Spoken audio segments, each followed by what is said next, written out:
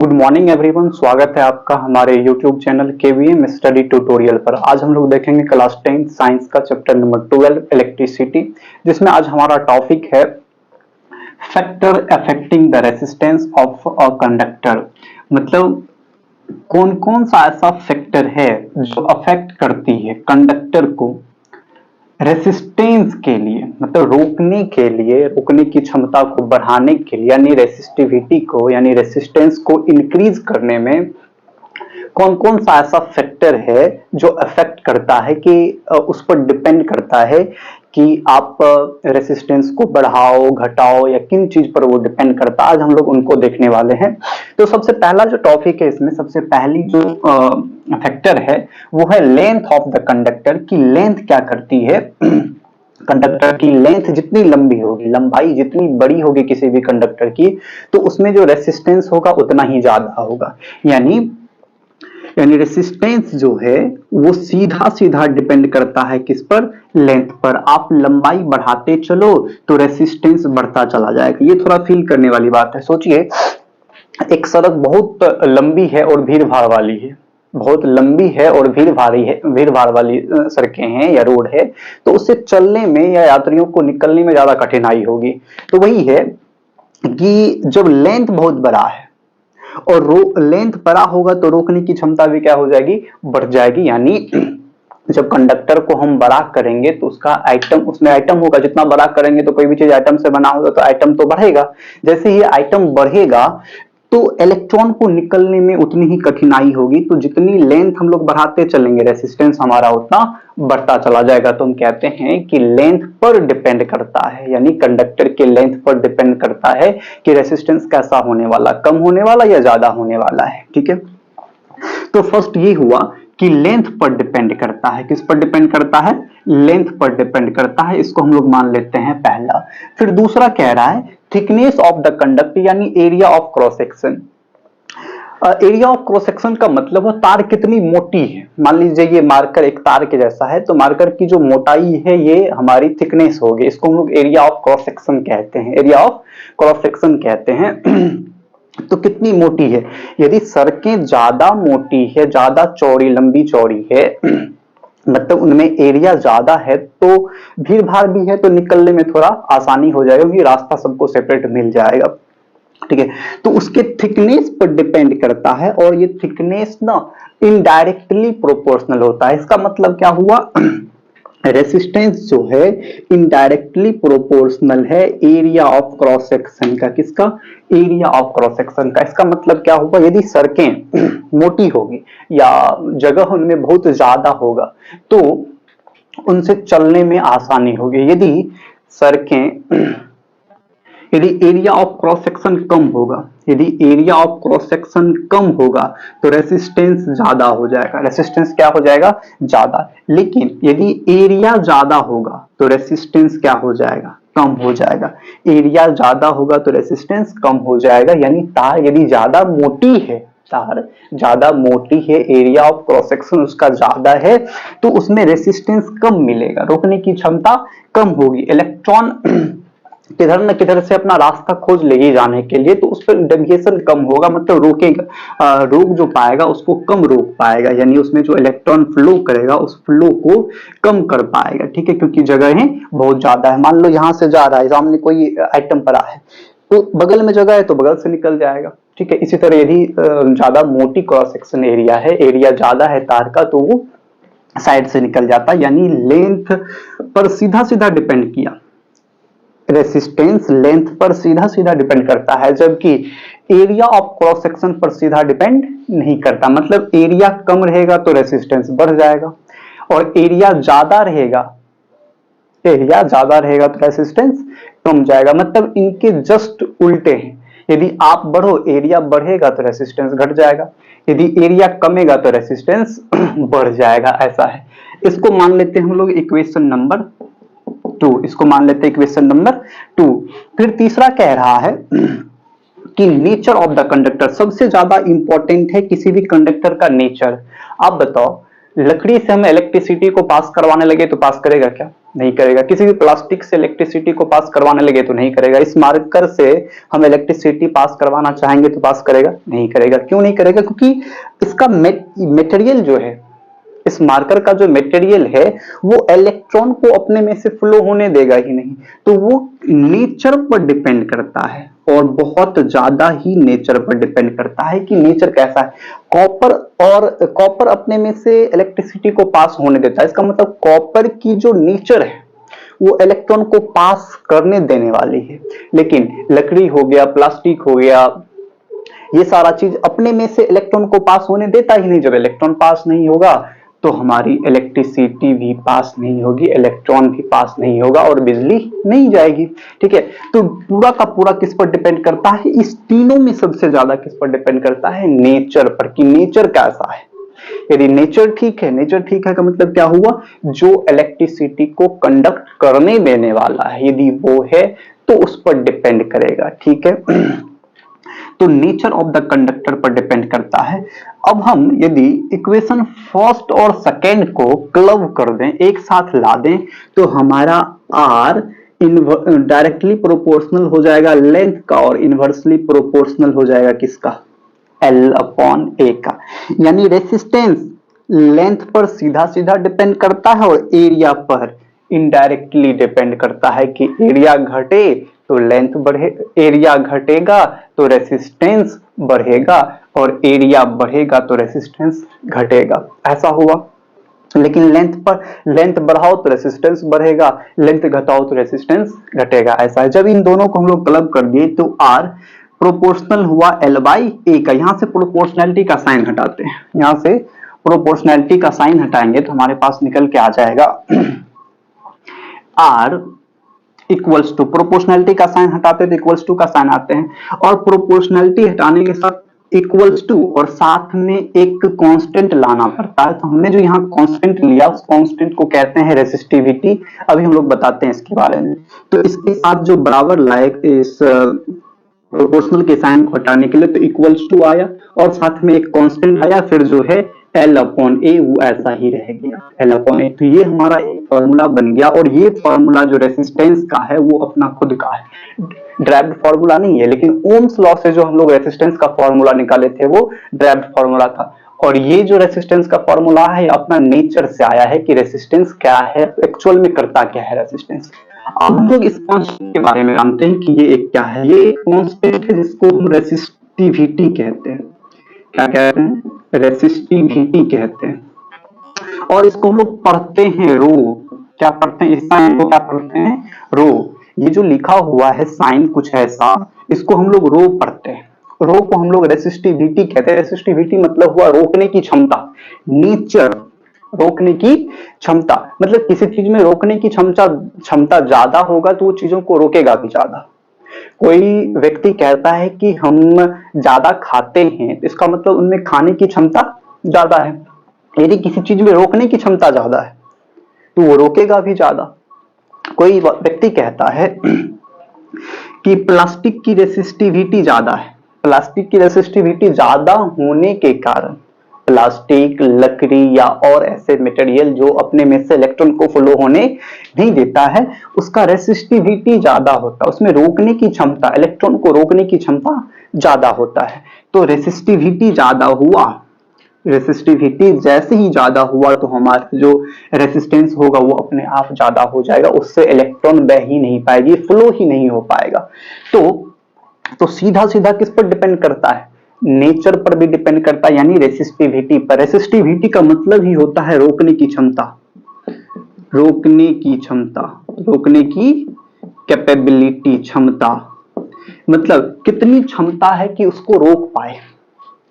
Copper में रोकने की क्षमता कम होती है इसीलिए उसका इस्तेमाल हम लोग करते हैं। कॉपर एक अच्छा कंडक्टर क्यों है? क्योंकि उसकी जो रेसिस्टिविटी है वो कम है। कॉपर की रेसिस्टिविटी कम है, उसी तरह सिल्वर की रेसिस्टिविटी कम है, गोल्ड की रेसिस्टिविटी कम है।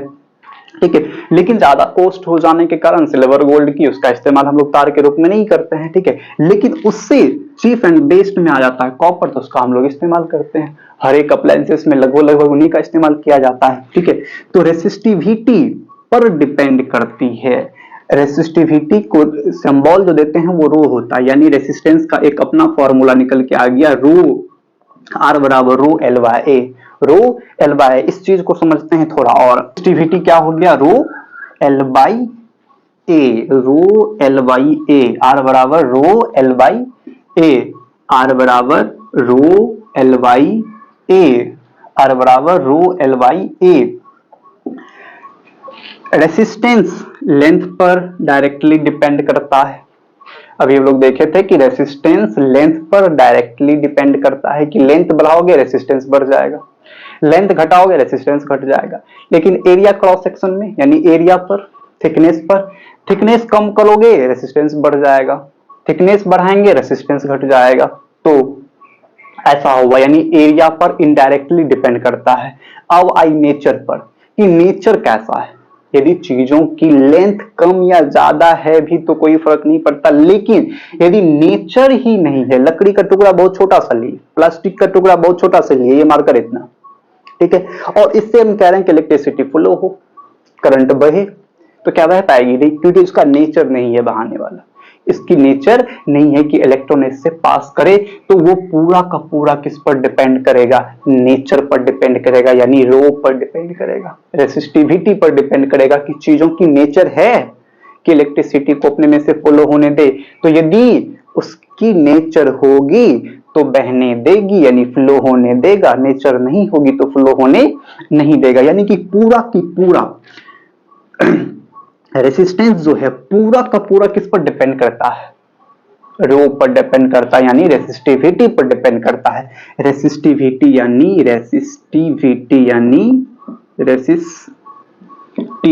यानी रोकने की क्षमता, रेसिस्टिविटी यानी रोकने की क्षमता। क्या है क्षमता रोकने की, ठीक है। और चौथा जो है वो है हमारा टेम्परेचर। चौथा जो है वो है टेम्परेचर, कि टेम्परेचर पर भी डिपेंड करता है। यानी मान लो कोई कंडक्टर है और उस कंडक्टर के टेम्परेचर इंक्रीज या डिक्रीज कर रहे हैं, यदि इंक्रीज कर रहे हैं तो आइटम में वाइब्रेशन ज्यादा होगा। यदि किसी चीज को टेम्परेचर बढ़ाते हैं, किसी भी चीज का टेम्परेचर जब बढ़ाते हैं तो उसके अंदर का आइटम, क्योंकि चीजें आइटम से बनी होती है तो आइटम में वाइब्रेशन ज्यादा होगा। जैसे ही आइटम में वाइब्रेशन ज्यादा होगा, मान लो इसको समझते हैं कि एग्जांपल से मार्केट गए, मार्केट में भीड़ भाड़ है, तो आदमी को निकलने में ज्यादा कठिनाई होगी, कि कोई इधर जा रहा होगा, कोई उधर जा रहा होगा, भीड़ है, क्राउड है ज्यादा, तो आदमी को निकलने में ज्यादा समस्याएं होगी। जो अगर आदमी जो उस मार्केट में ठहरना नहीं चाह रहा, उसको पास होना उस रोड से, तो निकलने में ज्यादा कठिनाई होगी। अच्छा, जो वैसे ही शांत कर दिया जाए, आदमी सुबह के समय में मान के चलो शांत रहता, तो निकलना बहुत आसान हो जाता है, ठीक है।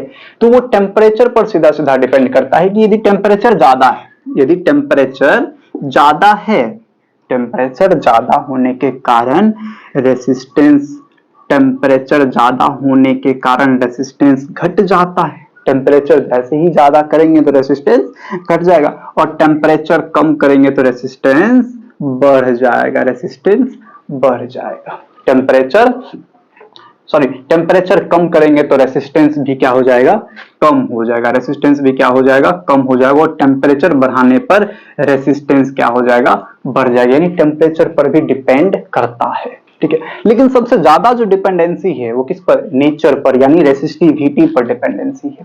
और यहीं से एक फॉर्मूला निकल के आता है, रेसिस्टेंस बराबर rho L by A, resistance बराबर रो एल बाय ए। ये जो रो है इसका एसआई यूनिट ओम मीटर होता है, ओम मीटर होता है। रेसिस्टेंस का एसआई यूनिट क्या होता है, एसआई यूनिट ओम मीटर होता है। रेसिस्टेंस का जो एसआई यूनिट है वो ओम मीटर होता है। ओम को कुछ हम लोग ऐसे लिखते हैं और मीटर साथ में लगा देंगे तो ये हो जाएगा एसआई यूनिट ओम मीटर, ठीक है। रेसिस्टिविटी को हम लोग स्पेसिफिक रेसिस्टेंस भी कहते हैं, रेसिस्टिविटी को स्पेसिफिक रेसिस्टेंस भी कहते हैं। Resistivity is also called specific resistance, उसको स्पेसिफिक रेसिस्टेंस भी कहते हैं। एसआई यूनिट ओम मीटर होता है, ठीक है। तो ये लगभग ये सारा चीज आपको समझ में आ गया होगा। चलिए नेक्स्ट टॉपिक हम लोग देखते हैं, difference between resistance and resistivity. Resistance क्या होता है, ये एक अपोजिशन है, रुकावटें हैं। किसके द्वारा ऑफर किया जाता है, तो आइटम के पार्टिकल द्वारा। कोई भी मटेरियल आइटम से मिलकर बना होगा तो उनका जो पार्टिकल है वो अपोज करेगा कि इलेक्ट्रिसिटी फ्लो ना हो, करंट फ्लो ना हो, उसको क्या करेगा, अपोज करेगा, तो वो रेसिस्टेंस कहलाता है। लेकिन रेसिस्टिविटी मटेरियल पर डिपेंड करता है, मटेरियल डिपेंडेंट प्रॉपर्टीज है which resist the flow of charge. मतलब मटेरियल पर डिपेंड करता है कि मटेरियल कौन सा इस्तेमाल किया गया है। यदि मटेरियल की रेसिस्टिविटी कम होगी, मटेरियल की रेसिस्टिविटी कम होगा तो फ्लो ऑफ चार्ज उस पर डिपेंड करता है। फ्लो ऑफ चार्ज किस पर डिपेंड करेगा, उन पर डिपेंड करेगा। रेसिस्टेंस का जो एसआई यूनिट है वो ओम है। रेसिस्टेंस का एसआई यूनिट ओम है, इसको आर से रिप्रेजेंट किया जाता है। यानी डिनोट जब हम लोग रेसिस्टेंस लिखते हैं, कहीं मान के चलिए 5 ओम रेसिस्टेंस लिखना है तो रेसिस्टेंस बराबर लिखेंगे 5 ओम, ठीक है। तो रेसिस्टेंस को रिप्रेजेंट किए, डिनोट किए आर से, और उसका जो एसआई यूनिट होता है ओम होता है, लेकिन इसको डिनोट करते हैं रो से। रेसिस्टिविटी को किस चीज से रिप्रेजेंट करता है, रो से। और एसआई यूनिट जो है, मान के चलिए कहीं रो आ गया 5 ओम मीटर, क्या आ गया 5 ओम मीटर, तो ऐसे लिखेंगे रेसिस्टेंस बराबर 5 ohm metre. It is depend on resistivity itself. Resistance जो है खुद रेसिस्टिविटी पर भी डिपेंड करता है, रेसिस्टेंस खुद रेसिस्टिविटी पर डिपेंड करता है, क्योंकि रेसिस्टेंस के फॉर्मूला में देखिए रेसिस्टिविटी आ गया है, R बराबर rho L by A. L हम लोग जानते हैं लेंथ पर सीधा सीधा डिपेंड करता है, एरिया ऑफ क्रॉस सेक्शन पर इनवर्सली डिपेंड करता है। इनवर्सली का मतलब क्या हुआ, एरिया बढ़ाएंगे तो रेसिस्टेंस घटेगा, एरिया घटाएंगे तो रेसिस्टेंस बढ़ेगा। और पूरा का पूरा मटेरियल पर डिपेंड करता है, रेसिस्टेंस पूरा का पूरा किस पर डिपेंड करता है, मटेरियल पर डिपेंड करता है। तो ये खुद रेसिस्टिविटी पर डिपेंड करता है। कौन, रेसिस्टेंस खुद रेसिस्टिविटी पर डिपेंड करता है, लेकिन रेसिस्टिविटी जो है वो मटेरियल पर तो करता ही करता है, टेम्परेचर पर भी करता है। मटेरियल के साथ साथ किस पर करता है, टेम्परेचर पर। मान लीजिए कि ये एक कॉपर की वायर है और इसको बहुत ज्यादा गर्म कर दिए, तब जो इससे इलेक्ट्रिसिटी फ्लो करवाएंगे तो वो इलेक्ट्रिसिटी डेविएट ज्यादा होगा, मतलब इस पर ज्यादा डिपेंड करेगी, इनकी रेसिस्टिविटी फिर से क्या हो जाएगी, बढ़ जाएगी। क्यों, क्योंकि इनके बीच में जो आइटम्स आएंगे वो आइटम रैंडम मोशन बहुत ज्यादा कर रहा होगा। तो टेम्परेचर पर डिपेंड करता है और खुद मटेरियल पर भी डिपेंड करता है। तो ये हुआ रेसिस्टिविटी और रेसिस्टेंस में डिफरेंस। नेक्स्ट एक न्यूमेरिकल है कि a wire of length 10 centimeter has a resistance of 4 ohm. If the wire is stretched to double its length, find the new resistance. Question का कहना है कि एक वायर है, एक मान लीजिए वायर है, इसकी जो लेंथ है अभी 10 सेंटीमीटर का है, लेंथ कितना है 10 सेंटीमीटर का, और इसका जो रेसिस्टेंस है वो 4 ओम का है। कितने ओम का, 4 ओम का। इसके लेंथ को डबल किया जा रहा है, क्या किया जा रहा है, डबल किया जा रहा है। तो लेंथ को क्या कर दिए हम लोग, डबल कर दिए। जैसे ही लेंथ को डबल करेंगे तो यहां तक 10 था, यहाँ 10 है तो 10 और बढ़ जाएगा। जैसे ही इसकी लेंथ बढ़ाएगी तो इसकी मोटाई कुछ ना कुछ कमेगी। तो इससे ये बात निकल के आता है, जब भी किसी वायर को स्ट्रेच करके डबल किया जाएगा, यानी लेंथ को 2 गुना किया जाएगा, तो एरिया जो है वो आधा हो जाएगा। एरिया जो है क्या हो जाएगा, आधा हो जाएगा। लेंथ को आप 2 गुना करो, लेंथ बढ़ाओ तो एरिया अपने आप क्या हो जाएगा, हाफ हो जाएगा। इसका मतलब ये हुआ कि कोई भी चीज ज्यादा मोटी है और उसको पतला करना है तो स्ट्रेच करना पड़ेगा, मतलब खींच के लंबा करना पड़ेगा। जैसे ही लंबा करेंगे तो इसकी जो मोटाई है वो धीरे धीरे रिड्यूस होने लगेगा और वो लेंथ में कन्वर्ट हो रहा होगा, मोटाइयां धीरे धीरे कम होगी और वो कौन सी बन रहा होगा, लंबा हो रहा होगा, लेंथ उसकी बढ़ रही होगी। तो लेंथ बढ़ाने पर, जितना लेंथ बढ़ाएंगे, लेंथ को यदि 2 गुना कर रहे हैं तो area of cross section half हो जाएगा। यदि लेंथ को 3 गुना कर रहे हैं तो ये एरिया क्रॉस सेक्शन 1/3 हो जाएगा, एरिया क्रॉस सेक्शन 1/3 हो जाएगा। यदि ये 4 गुना हो रहा है तो ये 1/4 हो जाएगा, यदि 5 गुना हो रहा है तो ये 1/5 हो जाएगा। मतलब आप लेंथ के साथ क्या करो, लेंथ के साथ यदि 2 गुना कर रहे तो एरिया के साथ 2 भाग करना पड़ेगा। यदि आप लेंथ में 3 मल्टीपल कर रहे हो तो एरिया में आप 3 से डिवाइड करोगे। अगर आप लेंथ में 4 मल्टीप्लाई करें, मतलब 4 गुना लेंथ बढ़ा रहे हो, तो एरिया क्या हो जाएगा, 4 से डिवाइड हो जाएगा। ऐसा कुछ होने वाला है इस क्वेश्चन में, ठीक है। तो लेंथ तो डबल हो रहा है, लेंथ कितना हो रहा है, डबल हो रहा है। चलिए यहाँ 2 केस डिस्कस किया गया है, दोनों केस को हम लोग देखते हैं कि इसको बनाएंगे कैसे, ठीक है। डबल करने के बाद न्यू रेसिस्टेंस पूछ रहा है कि नया रोकने की क्षमता क्या हो जाएगा वो बताओ, ठीक है। तो हम लोग बताते हैं कि रोकने की क्षमता उसकी कितनी हो जाएगी, कितनी रोकने की क्षमता हो जाएगी ये बताना है। देखिए यहाँ 2 केस की बात करी गई है, एक जब रेसिस्टेंस 4 ओम था और लेंथ 10 सेंटीमीटर था, दूसरा कि वायर को स्ट्रिच करके डबल कर दिया गया। तो 2 केसेस बन रहे हैं। एक केस है यानी केस फर्स्ट है कि length 10 centimetre, length 10 centimetre, resistance 4 ओम का है, रेसिस्टेंस 4 ओम का है। तो हम लोग यहां से ये निकाल सकते हैं कि चूंकि R बराबर जानते हो आप लोग रो L बाई ए होता है, रो L बाई ए होता है। और यहाँ यदि हम क्रॉस सेक्शन की बात करें, चलिए ये लिखने से पहले हम क्रॉस सेक्शन की बात कर लेते हैं। एरिया ऑफ क्रॉस सेक्शन जो है, एरिया ऑफ क्रॉस सेक्शन जो है, area of cross section, area of cross section को हम लोग कैपिटल ए मानते हैं। एरिया ऑफ क्रॉस सेक्शन को क्या मान लिया, कैपिटल ए। यानी हम जानते हैं कि R बराबर रो L बाई ए होता है, रो L बाई ए होता है। यहाँ R पता है 4 ओम, रो पता नहीं है, मटेरियल पता नहीं है, लेंथ पता है 10 सेंटीमीटर, एरिया पता है ए, तो ए रहने देंगे। यदि हम कैलकुलेट करेंगे तो 2 से 2 के ये 2 2 जा 4, 2 5 जा 10, यहाँ से रो की वैल्यू निकल के आ जाएगी। यहाँ ए डिवाइड में है तो यहाँ आके मल्टीप्लाई हो जाएगा यानी 2a, और यहाँ 5 रो के साथ मल्टीप्लाई में है तो इधर आके डिवाइड में हो जाएगा। तो रो का वैल्यू निकल के आ गया है 2a बाय 5, रो आ गया है 2a बाय 5। अब केस 2 की बात करते हैं। केस सेकंड कह रहा है कि लेंथ को डबल कर दिया जाए, यानी लेंथ जो है वो 2 गुना L कर दिया जाए, यानी 2 गुना 10 यानी 20 सेंटीमीटर हो जाए, 2 इंटू 10 यानी 20 सेंटीमीटर हो जाए। तो क्या लेंथ कहा तो एरिया ऑफ क्रॉस सेक्शन क्या हो जाएगा, क्रॉस सेक्शन एरिया क्या हो जाएगा, क्रॉस सेक्शन एरिया क्या हो जाएगा।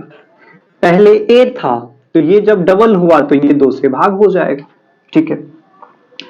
अब रेसिस्टेंस पूछ रहा है कि रेसिस्टेंस क्या होगा, तो तुम जानते हो कि रेसिस्टेंस बराबर क्या होता है, R बराबर रो L बाई ए होता है। सब सारा चीज रख देंगे, R बराबर रो हमारा निकल के आया है 2a बाय 5, यहां रख देंगे 2a by 5 equals to 2a by 5 into L हमारा कितना है 20 सेंटीमीटर, और a की जगह क्या है a बाय 2, a की जगह आया है a बाय 2। यहाँ 5 से इनको कट करेंगे तो 4 टाइम्स में कट जाएगा 2 से। चलिए काट के देखते हैं, R बराबर 2a मल्टीप्लाई, देखिए ये 4 मल्टीप्लाई ये a बाय 4 जब पलटेगा रेसिप्रोकल होगा तो हो जाएगा 2 बाई a। इससे a को काटिए तो यहाँ हो गया हमारा 2 2 जा 4, 4 जा 16 ओम हो गया हमारा नया रेसिस्टेंस। यानी नया रेसिस्टेंस जो आ गया, डबल करने के बाद जो रेसिस्टेंस आया है वो 16 ओम आ गया, यही हमारा रिक्वायर्ड आंसर है।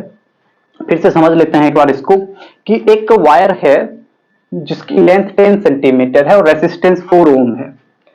उस वायर को स्ट्रिच करके यानी खींच के पील करके डबल कर दिया गया है, ठीक है।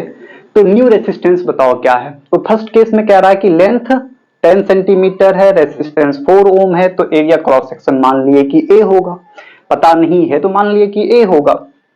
तो जैसे ही हम रेसिस्टेंस निकाले रो L बाय ए और कैलकुलेट करें तो यहां से रो की वैल्यू आ गई 2a बाय 5।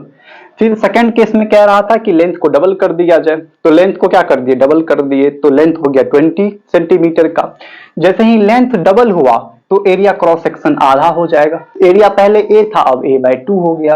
रेसिस्टेंस पता नहीं है, रेसिस्टेंस बराबर रो L बाई ए होता है, सारा कुछ रखे, R बराबर रो का वैल्यू यहाँ आ गया इस रो की वैल्यू रख दी है 2a/5 इंटू लेंथ हमारा 20 सेंटीमीटर है 20, ए हो गया a/2 तो रख दिए a/2, फिर सॉल्व किए तो ये हो गया 16 ओम। क्या हो गया 16 ओम, तो नया रेसिस्टेंस निकल के आ गया है 16 ओम।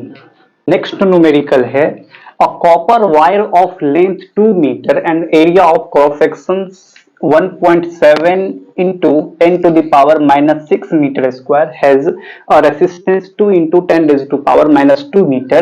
Calculate the resistivity. Calculate the resistivity of the wire. Resistivity निकालना वायर का। क्या क्या दिया हुआ है कि एक वायर है जिसका लेंथ 2 मीटर है, वायर का जो लेंथ है वो 2 मीटर है, area of cross section 1.7 raise to 1.7 into 10 raise to power minus 6, यानी एरिया दिया हुआ है, एरिया को हम लोग ए लिखते हैं, एरिया दिया हुआ है 1.7 into 10 to the power minus 6 metre square. ठीक है, हैज अ रेसिस्टेंस, रेसिस्टेंस दिया है, रेसिस्टेंस दिया है 2 into 10 to the power minus 2 metre. Calculate the resistivity, resistivity यानी रो निकालना, रो निकालना। चलिए हम लोग देखते हैं। अभी हम लोग देखे थे चूंकि रेसिस्टेंस बराबर रो एल वाई ए हुआ था, रो एल वाई ए हुआ था। यहां से यदि रो निकालें तो देखिए ए डिवाइड में है तो आर के साथ मल्टीप्लाई में चल जाएगा, ठीक है, और एल मल्टीप्लाई में है तो इन दोनों के साथ डिवाइड में आ जाएगा। तो रो बराबर हो गया l into a by r into a by l, rho बराबर r into a by l, r into a by l. तो यहां से रो निकाल लेंगे हम लोग, रो बराबर आर कितना दिया हुआ है 2 into 10 to the power minus 2, 2 into 10 to the power minus 2, और एरिया कितना दिया हुआ है 1.7 into 1.7 into 10 to the power minus 6, और लेंथ दिया हुआ हमारा 2, तो 2 से 2 कैंसिल हो जाएगा, बचा हमारा 1.7 इंटू देखिए 10 की पावर माइनस 2, 10 की पावर माइनस 6, तो बेस सेम है, पावर क्या हो जाएगा जुड़ जाएगा, तो माइनस 2 प्लस माइनस 6, तो हो जाएगा 1.7 इंटू 10 की पावर माइनस 8, ये हो गया हमारा 10 की पावर माइनस 8। और रो यानी रेसिस्टिविटी का जैसा यूनिट होता है ओम मीटर होता है, तो उसका एसआई यूनिट के साथ वैल्यू लिखना बहुत जरूरी है, तो लिख देंगे रो बराबर 1.7 into 10 to the power minus 8 ohm metre. फिर से कॉपर वायर था जिसका length 2 metre, area of cross section 1.7 into 10 to the power minus 6 metre, और रेसिस्टेंस दिया हुआ था 2 into 10 to the power minus 2 ohm. कह रहा है रेसिस्टिविटी निकालो। हम लोग पढ़े थे कि R बराबर रो एल बाई ए होता, यहां से रो निकाले तो R into a by L हो गया। फिर यदि वैल्यू सब्स्टिट्यूट करें तो वैल्यू रखने के बाद हो गया हमारा 1.7 into 10 to the power minus 8 ohm metre, जो हमारा रिक्वायर्ड रेसिस्टिविटी है। नेक्स्ट न्यूमेरिकल है a wire of length L and resistance R is stretched so that its length is doubled, area of cross section is half, how will its resistance change and resistivity change? Question है और दो भाग में question दिया हुआ है कि first case में दिया हुआ है कि एक वायर है जिसका लेंथ जो है वो L है, लेंथ कितना है L है, और रेसिस्टेंस यानी मान लेते हैं R1 वो R है, रेसिस्टेंस R जो है वो क्या है R1 है, रेसिस्टेंस कितना है R1 है, इज स्ट्रेच्ड, इसको क्या किया कर रहा है स्ट्रेच कर रहा है, so that its length is double. दूसरी बार कह रहा है केस 2 में, कह रहा है केस 2 में कि इसकी लेंथ को डबल कर दिया गया है, लेंथ को डबल कर दिया है, ठीक है।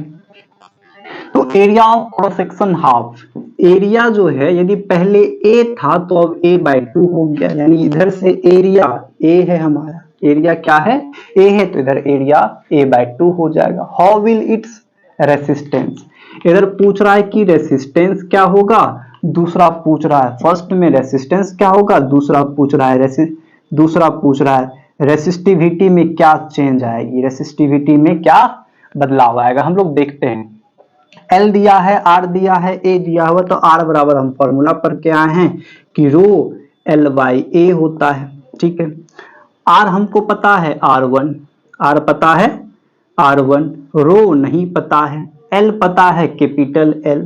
ठीक है, और ए पता है स्मॉल ए। तो यहां से यदि हम रो निकालें, यहां से रो निकालें तो रो बराबर हो जाएगा R1 into A, R1 into A divided by L, ये आ जाएगा फर्स्ट केस से रो। ठीक है, अब नेक्स्ट देखते हैं। यहाँ केस 2 में लेंथ दिया हुआ था, एरिया क्रॉस सेक्शन दी हुई थी, रेसिस्टेंस और रो पूछ रहा था। देखिए कैसे निकालेंगे हम लोग, कैलकुलेट करेंगे आर बराबर।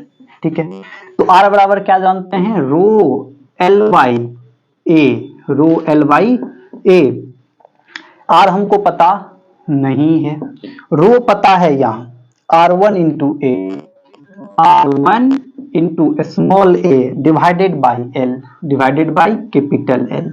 और लेंथ इसमें कितना किया गया है 2L, दूसरे केस में लेंथ जो है वो डबल कर दिया गया हो, एरिया आधा दिया गया है, एरिया आधा कर दिया गया है। ठीक है, तो L से L कैंसिल हो जाएगा। ठीक है, उसके बाद हमारा A से A कैंसिल हो जाएगा। ठीक, तो R बराबर हो गया R1 इंटू ये दो उसके साथ मल्टीप्लाई हो जाएगा 4, यानी R बराबर हो गया 4R1। इससे हम लोग ये कह सकते हैं कि हमारा जो रेसिस्टेंस है वो 4 गुना हो गया। रेसिस्टेंस क्या हो गया, प्रीवियस वाले से 4 गुना हो गया है। New resistance, new resistance is 4 times the previous वाले से वो कितना टाइम्स हो गया है, 4 गुना हो गया है। ये तो पहला बात हुआ। अब पूछ रहा है रेसिस्टिविटी। अच्छा देखो, रेसिस्टिविटी क्या होगा, रेसिस्टिविटी में क्या फर्क पड़ेगा। हमने जो वायर लिया, कुछ भी कॉपर का मान लीजिए वायर लिए या किसी भी मेटल का वायर लिए होंगे, तो उसके लेंथ के साथ छेड़छाड़ कर रहे थे, तो मटेरियल तो नहीं बदला। यदि मटेरियल बदलता, मतलब कॉपर था तो एल्यूमिनियम ले लेते, एल्यूमिनियम था तो सिल्वर ले लेते, तो उसके रेसिस्टिविटी में चेंज आता। लेकिन पहले भी मान लीजिए कॉपर था और अभी भी कॉपर ही, मटेरियल पर तो कोई चर्चा हुआ ही नहीं है, तो क्या रो चेंज हो सकता है, तो कहेंगे नहीं, क्योंकि मटेरियल को छेड़छाड़ किया गया नहीं है, उसके लेंथ के साथ छेड़छाड़ किया गया था, लेंथ को केवल बढ़ाया गया था, लेंथ को डबल किया तो क्रॉस सेक्शन अपने आप आधा हो जाता है, एरिया ऑफ क्रॉस सेक्शन आधा हो जाएगा। तो मटेरियल को चेंज नहीं किया गया था, जिसके कारण हम लोग कहेंगे कि रेसिस्टिविटी जो है वो सेम रहेगा। रेसिस्टिविटी जो है वो क्या रहेगा, रेसिस्टिविटी सेकंड नंबर की जो बात पूछ रही थी रो, कहेंगे resistivity, resistivity will not change,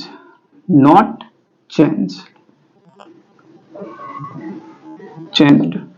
resistivity नहीं बदलेगा, यानी ये सेम रहेगा। क्यों, क्योंकि मटेरियल के साथ हम लोग छेड़छाड़ कर ही नहीं रहे हैं, केवल क्या कर रहे हैं, उसके लेंथ को बढ़ा रहे हैं, तो एरिया क्रॉस सेक्शन अपने आप आधा हो जा रहा है। ठीक है, तो ये था हमारा क्वेश्चन और बहुत ही इंपॉर्टेंट क्वेश्चन है ये। ठीक है,